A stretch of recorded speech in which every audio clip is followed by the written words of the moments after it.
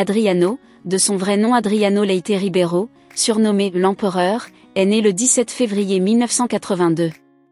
Si vous êtes amateur de football des années 2000, vous connaissez sûrement ce célèbre footballeur brésilien pour ses exploits à l'Inter Milan. Donc inutile d'en faire sa biographie. Dans cette vidéo, découvrons ensemble 5 faits surprenants et méconnus sur ce joueur légendaire. Adriano était considéré comme l'un des meilleurs attaquants au monde dans les années 2000. Cependant, peu de gens savent que la mort de son père en 2004 a marqué un tournant décisif dans sa vie. Lorsqu'il a appris la nouvelle au téléphone, Adriano a été effondré. Ses coéquipiers à l'Inter Milan ont raconté qu'il avait crié de douleur et qu'il ne s'en était jamais vraiment remis. La perte de son père, son pilier émotionnel, l'a plongé dans une dépression, affectant sa performance sur le terrain et sa vie personnelle.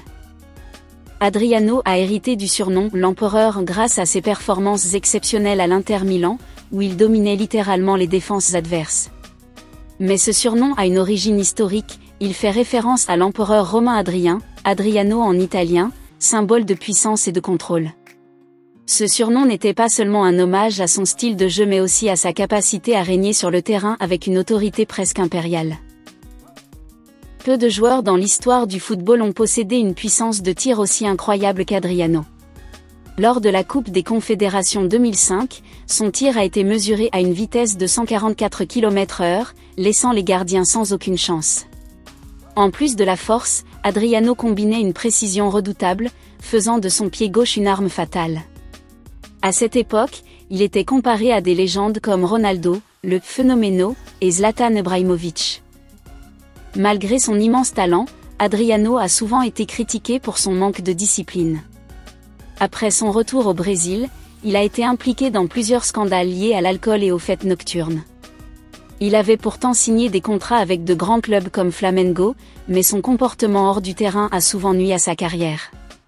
Dans une interview, Adriano a admis que les blessures émotionnelles qu'il portait l'avaient poussé à chercher du réconfort dans des habitudes autodestructrices. Malgré les hauts et les bas de sa carrière, Adriano reste une figure respectée au Brésil, en particulier dans les favelas où il a grandi. Il n'a jamais oublié ses origines modestes et a investi une partie de ses revenus dans des projets communautaires pour aider les jeunes défavorisés. Même après son retrait du football professionnel, Adriano est resté un héros local, non seulement pour son talent mais aussi pour son dévouement à sa communauté. Adriano était bien plus qu'un simple footballeur. Ses exploits sur le terrain, combinés à son histoire humaine complexe, en font une figure fascinante et inoubliable.